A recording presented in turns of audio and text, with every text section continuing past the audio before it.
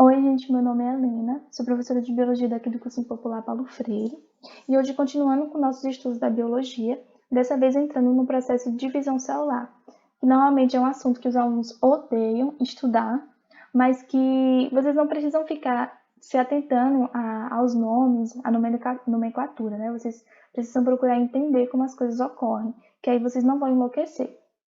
Então, bora lá. Vocês já se questionaram como os indivíduos crescem?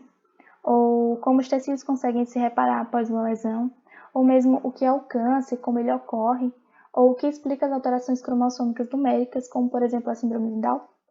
Hoje na aula a gente vai começar a entender um pouco mais sobre esses processos, porque todos eles se baseiam no processo de divisão celular.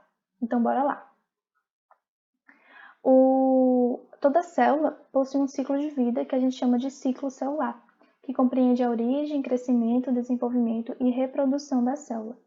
Esse ciclo celular pode ser dividido em duas fases, interfase e fase M, na qual a interfase, representada aqui no desenho por essa cor laranja, é a fase de maior duração do ciclo celular, na qual a célula vai estar cumprindo com suas funções metabólicas, com suas funções orgânicas, onde ela vai estar produzindo as substâncias necessárias para o processo de divisão celular e manutenção das atividades metabólicas.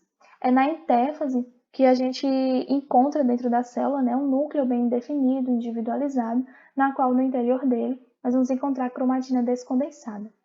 A fase M é a fase menos duradoura do ciclo celular, representada aqui no desenho pela cor amarela.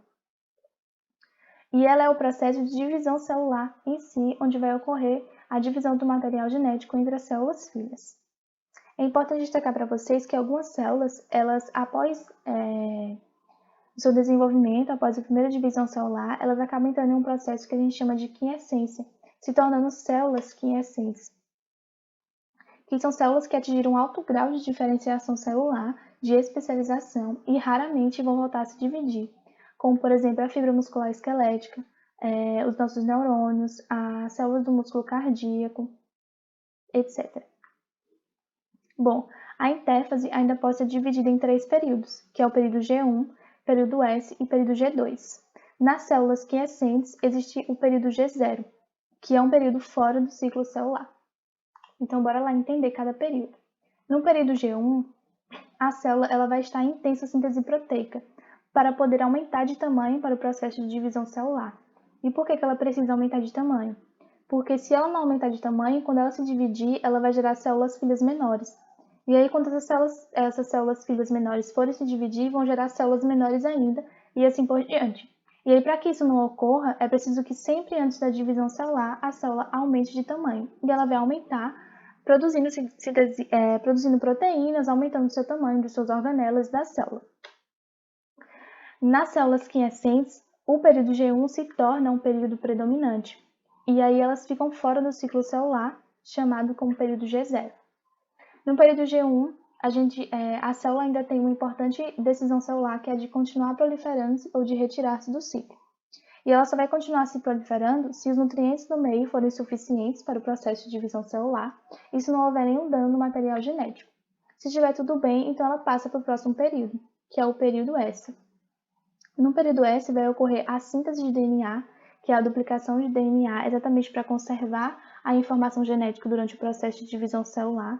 E também vai ocorrer o processo de duplicação dos centrosomos, que são componentes celulares da qual vão derivar estruturas, chamadas de microtúbulos, que vão ser muito importantes ali no processo de separação dos cromossomos durante a divisão celular. O período S é conhecido como ponto de não retorno do ciclo celular, porque uma vez que a célula decidiu entrar no ciclo, progredir no ciclo, ela não vai poder voltar para o período G1 daqui se ela perceber que existe algum dano no material genético. Se ela perceber que existe, ela vai ter que interromper o ciclo e entrar em morte celular. Se tiver tudo bem, então ela passa para o próximo período, que é o período G2, onde a síntese de proteína continua, e é fundamental que aqui a replicação do DNA tenha acontecido e tenha acontecido de forma adequada, porque só assim a célula vai poder entrar em processo de divisão celular, que é a fase M. Bom, todo esse ciclo que eu falei para vocês, o ciclo celular, ele é finamente controlado, finamente regulado, exatamente porque se não fosse, o crescimento corporal e a reposição de tecidos se daria de forma descontrolada. e aí isso comprometeria a sobrevivência do indivíduo. E como é que esse controle do ciclo celular ocorre? Bom, ocorre a partir de uma família de proteínas, chamadas de CDKs, que são quinases dependentes de ciclinas, que fazem com que a célula progrida no ciclo celular. Além disso, existem os proto-oncogenes, que vão codificar proteínas muito importantes para o processo de divisão, como, por exemplo, os fatores de crescimento e as moléculas sinalizadoras.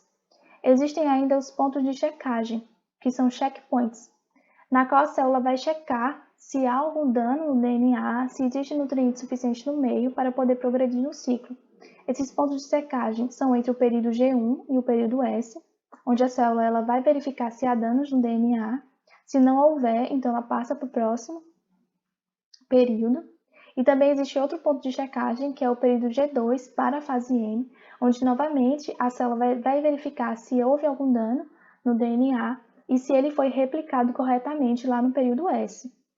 Se houver algum dano no DNA, a célula ela vai tentar reparar a partir dos genes de reparo ao DNA, sendo que o mais conhecido deles é o P53. Mas se o dano for irreparável, então o ciclo ele precisa ser interrompido para que uma célula normal não se divida. E ele vai ser interrompido a partir das CDKIs, que são inibidores das CDKs. Ora, se as CDKs fazem com que a célula progrida no ciclo celular, se eu inibo essas moléculas, então vai haver uma interrupção do ciclo celular. E aí o ciclo celular vai ser interrompido e a célula vai entrar em morte celular. Por que tudo isso? Porque se uma célula com o material genético anormal se dividir, ela vai gerar outras células com material genético anormal. Isso aí vai comprometer a função do tecido.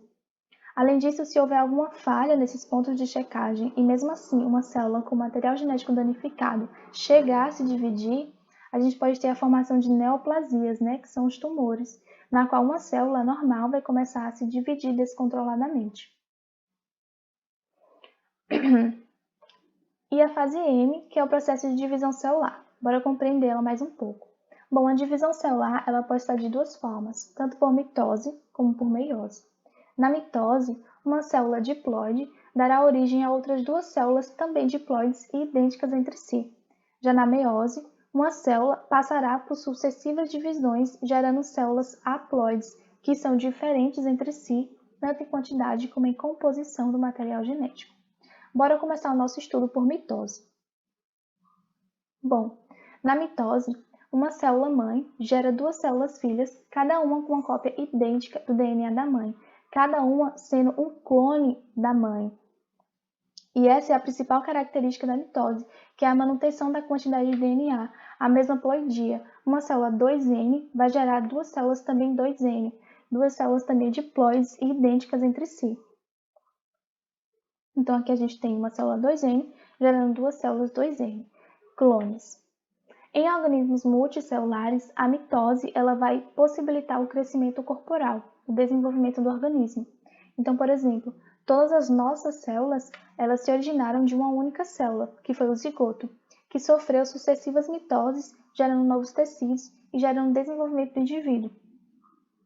Além disso, a mitose ela também possibilita a reposição de tecidos, na qual tecidos que envelhecem muito rápido vão ser continuamente repostos por mitose, como por exemplo a nossa epiderme, que está sendo continuamente renovada ali a partir de mitose, Novas células vão se dividindo, gerando novas células, as outras células vão morrendo. Como por exemplo o tecido do nosso sistema digestório, ele também é continuamente renovado. Além disso, a mitose ela também possibilita o reparo tecidual. Então, quando ocorre alguma lesão, por exemplo, na nossa pele, algum corte, alguma queimadura, o que acontece é perda de tecido, perda de célula. E aí, para repor aquele tecido perdido, as células que continuaram vão começar a se dividir, formando a cicatriz, e aí ocorre o reparo tecidual, por mitose. Em organismos unicelulares, a mitose ela vai garantir a própria reprodução do indivíduo. Afinal, o indivíduo é uma única célula. Se ele é uma única célula, quando ele gerar novas células, ele vai estar literalmente se reproduzindo. A mitose ela pode ser dividida em duas etapas, que é a cariocinese, que corresponde à divisão do núcleo celular, e a citocinese, que corresponde à divisão do citoplasma da célula entre as células filhas. A cariocinese ela pode ser dividida ainda em outras etapas, sendo a primeira delas a prófase. Na prófase, a gente vai ter os cromossomos altamente condensados, e aí eles vão ser visíveis ao microscópio óptico de luz. Então, só revisando aqui a estrutura de um cromossomo, né? Ele tem esse formato de X, na qual cada braço corresponde a uma cromátide irmã. E aqui esse cromossomo está duplicado, exatamente porque ocorreu a duplicação do DNA antes do processo de divisão. E aí cada braço se chama cromátide irmã e elas estão unidas através do centrômero. Aqui na prófase, além dos cromossomos estarem visíveis ao microscópio óptico, a gente vai ter a formação do fuso mitótico, que orienta e traciona os cromossomos em direção aos polos das células. Além disso, vai haver a desintegração da carioteca, de forma que os cromossomos eles ficam dispersos no citoplasma.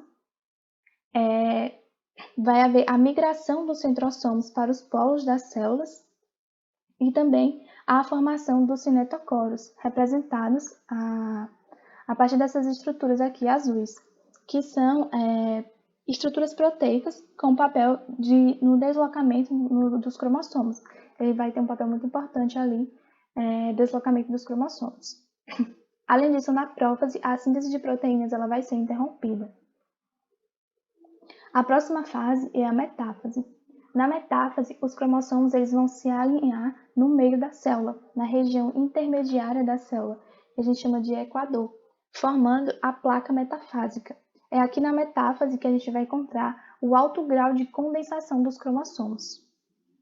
A próxima fase é a anáfase, onde as cromátides irmãs, cada cromátide dessa, será dividida, de forma que cada uma vá para um polo da célula.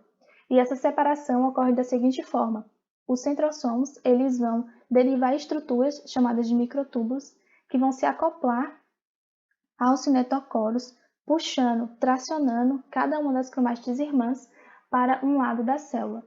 E, por fim, a última etapa é a telófase. Na telófase vai ser o contrário da prófase. Aqui vai haver a reorganização do núcleo, então vai haver a reformação da carioteca, a descondensação dos cromossomos. Aqui houve a formação dos núcleos, e então a próxima etapa é a separação do citoplasma dessas células, que pode acontecer de duas formas. Se for nas células animais, vai ocorrer a citocinese centrípeta. Lembrando que a citocinese ela promove a separação do citoplasma e das organelas celulares. Na citocinese centrípeta, ela ocorre entre nas células animais e ela ocorre da seguinte forma: ela ocorre através da formação de um anel contrátil, que vai literalmente estrangular a célula, dividindo ela em duas. E esse movimento de estrangulamento, obviamente, ocorre de fora para dentro, ou seja, da periferia da célula para a região interna. Na célula vegetal, ocorre o contrário. Por quê? Porque as células vegetais elas são dotadas de parede celular, o que confere certa rigidez às células. Então, na região intermediária da célula, vai haver a formação de uma placa celular, a partir de vesículas, fusão de vesículas aqui do complexo de Golgi. Essa placa celular vai formar a lamela medial, que por sua vez vai formar a parede celular a partir da deposição de celulose e pectina de ambos os lados. Com a formação da parede celular, a gente tem a divisão do citoplasma das células e a divisão das duas células. Bom, existe uma substância chamada colchicina, que ela é bloqueadora da mitose. É uma substância tóxica que impede a formação do fuso mitótico. Lembra que eu falei que o fuso mitótico ele orienta e traciona os cromossomos em direção aos polos da célula? Então, a colchicina ela vai impedir essa formação e ela interrompe a divisão celular na metáfase, que é onde os cromossomos estão em seu alto grau de condensação. E é por isso que a colchicina ela é muito utilizada em laboratório para o estudo do cariótipo dos indivíduos, certo? Então, resumindo, a mitose ela é dividida em duas etapas, cariocinese e citocinese, na qual a cariocinese a gente tem a prófase, a metáfase, a anáfase e a telófase. E a citocinese ela pode ser centrífuga, quando nas células vegetais, ou centrípeta, quando nas células animais, certo? E agora vamos entrar na meiose. Na meiose, uma célula-mãe, ao se dividir, gera novas células filhas com metade do número original dos cromossomos. Então, uma célula 2N diploide vai passar por sucessivas divisões, gerando 4 células haploides, com metade dos cromossomos. E essa redução ocorre exatamente porque há divisões sucessivas sem que entre elas ocorra a duplicação do material genético. Então acaba que ele se reduz pela metade. Além disso, essas células filhas elas vão se diferenciar da célula mãe não só em quantidade de material genético, mas também em composição do material genético, porque é aqui na meiose que pode ocorrer a permutação, que é a troca de material genético entre os cromossomos.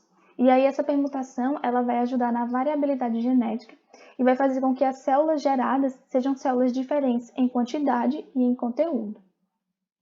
A meiose nos animais ela possibilita a formação dos gametas e nas plantas ela possibilita a formação dos esporos. A meiose, eu falei para vocês que ela é formada por divisões sucessivas. Então a primeira divisão a gente chama de meiose 1 e a segunda divisão de meiose 2. E é aqui que o bicho pega. Porque a gente tem a meiose 1 e na meiose 1 a gente tem a prófase 1. Só que na prófase 1 acontece um evento muito importante e por isso ela é subdividida em outras subetapas, sendo a primeira delas o leptóteno. No leptóteno vai haver o alto grau de condensação dos cromossomos, na qual eles vão ser visíveis ao microscópio de luz. Depois a gente tem o zigóteno, na qual os cromossomos homólogos eles vão se aproximar, se emparelhar, até ficarem perfeitamente alinhados. Posteriormente, a gente tem o paquítono.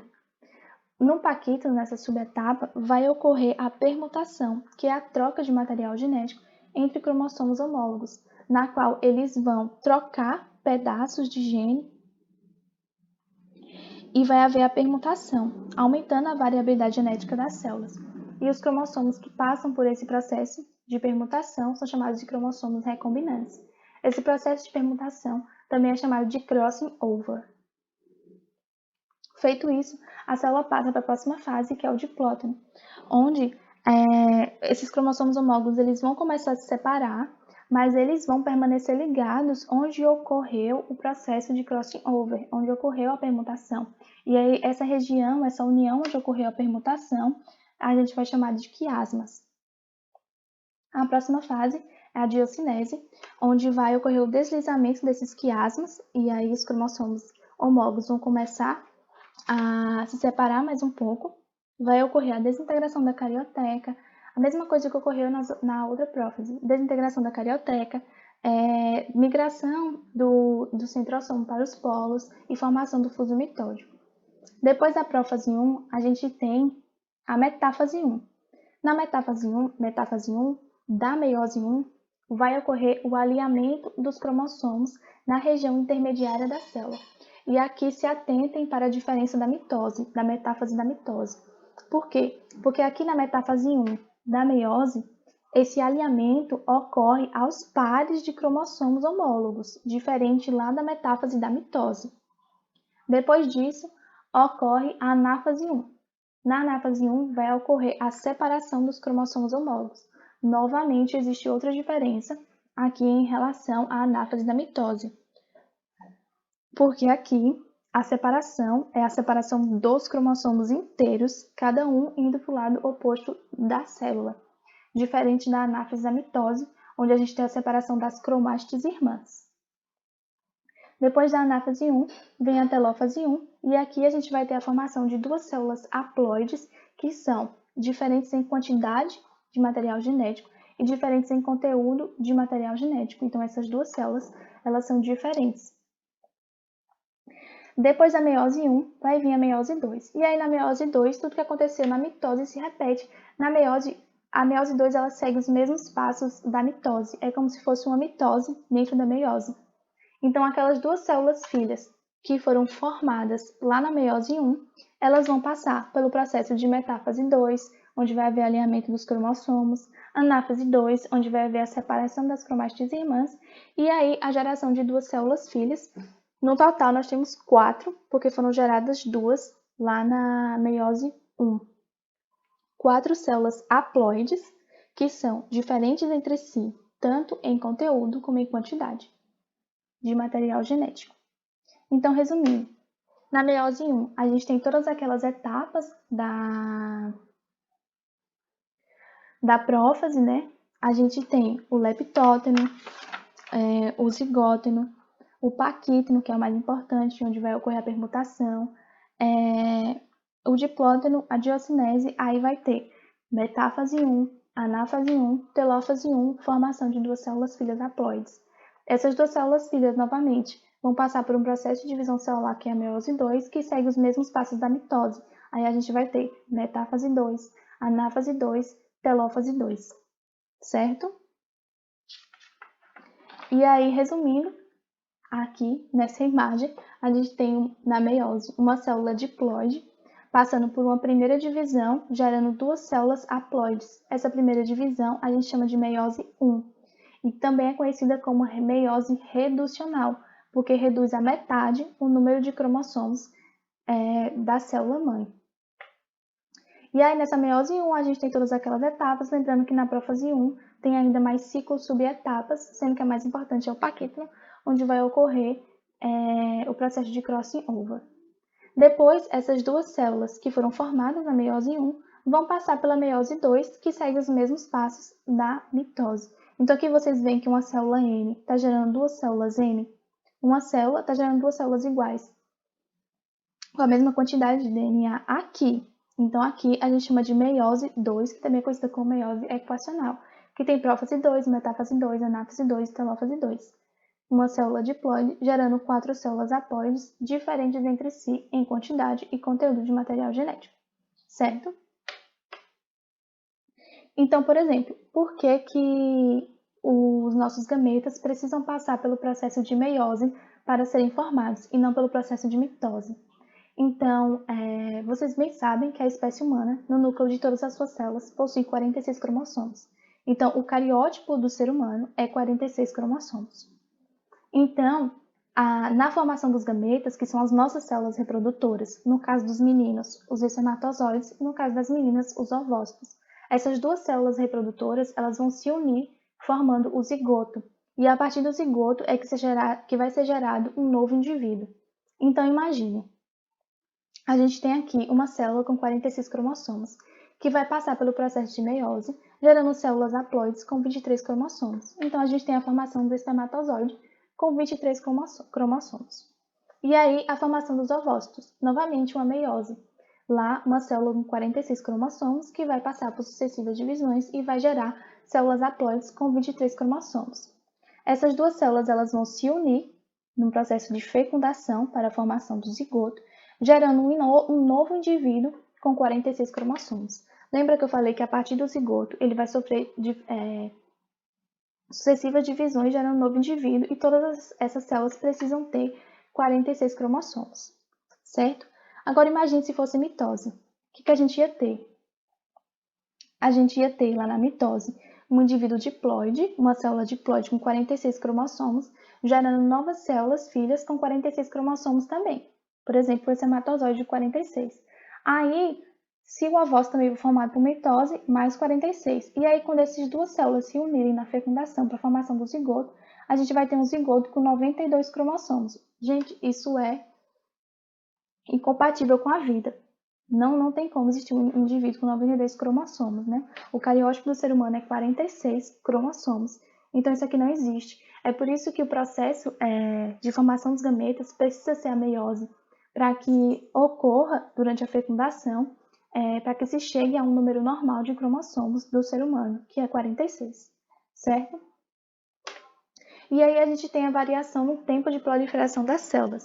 Existem células que se dividem continuamente, que são as células embrionárias, que são as células lá do zigoto, células do intestino delgado, a medula óssea, são células que estão constantemente se dividindo para a formação de novos tecidos, para a formação de novas células, o que quer dizer que essas células têm um tempo de vida curto. Células que ordinariamente não se dividem, mas que podem fazê-lo em resposta a um estímulo, por exemplo, os fibroblastos, os hepatócitos, as células que vão compor lá o tecido renal, etc. E existem células terminalmente diferenciadas, que eu falei para vocês que são células quiescentes, que são os neurônios, as células musculares esqueléticas e cardíacas, né? Até pouco tempo atrás, acreditava-se que os neurônios eles não se dividiam de forma alguma, que se houvesse perca neuronal, você ia perder aquele neurônio para sempre, né? Hoje já se sabe que consegue sim haver um processo de neurogênese, mas é um processo ainda muito particular é muito lento e o neurônio que vai ser formado não vai ser um neurônio com todas as funções normais. Então, o processo de divisão celular dos neurônios, das células nucleares esqueléticas, ele é bastante raro e difícil de acontecer, mas ele pode chegar a acontecer sim. Então, essas células a gente chama de células quiescentes. E as neoplasias, né? Eu falei para vocês que o ciclo celular ele é finamente controlado para que uma célula ela não possa se multiplicar normalmente. Mas nas neoplasias há uma falha naqueles pontos de checagem que eu falei para vocês. E uma célula normal acaba se dividindo. E aí, quando ela acaba se dividindo, ocorre que essa célula começa a se proliferar de forma desordenada. Por exemplo, se ela tiver uma mutação nos proto-oncogenes, que são os genes que vão codificar proteínas, como, por exemplo, os fatores de crescimento, as moléculas de sinalização que possibilitam a divisão celular normal. Se houver uma mutação nesse gene, né, eu vou ter, por exemplo, um excesso de formação de fatores de crescimento, e aí essa célula vai ter muito estímulo para se dividir, ela vai começar a se dividir desordenadamente. Então, as neoplasias, elas são células que estão crescendo desordenadamente, células anormais, com algum tipo de mutação, com algum tipo de dano no material genético. E as neoplasias, elas podem ser benignas ou malignas. Uma neoplasia benigna, ela não sofre metástase, porque normalmente ela tem um tecido ali, que está uma camada de tecido que impede que ela se espalhe, e a neoplasia maligna, que é o próprio câncer, na qual essas células elas estão muito indiferenciadas, elas estão crescendo desordenadamente, e aí elas conseguem se espalhar para outros tecidos. E qual é o resultado? Qual é o grande problema do neoplasma? Da neoplasia, né, do tumor. O que acontece? Essa célula, que antes era uma célula normal, que começa a ter mudança genética, começa a se dividir de forma desordenada, ela vai formar uma massa, um tumor ali naquele tecido. Essa massa, ela vai gerar compressão de estruturas, ela vai gerar compressão do tecido, que vai impedir que o tecido ali funcione normalmente. Então, isso vai comprometer a saúde do indivíduo. Ela vai comprimir, ela vai obstruir, ela vai gerar dor, exatamente por causa da compressão, porque pode comprimir algum nervo.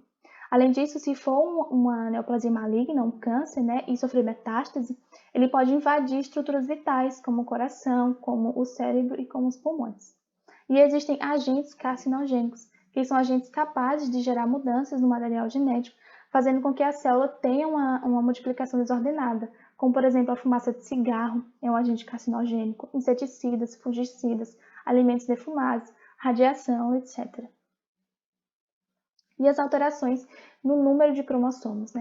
Durante a divisão celular, pode ocorrer uma repartição incompleta de um ou mais cromossomos entre as células filhas. É o que a gente chama de disjunção cromossômica.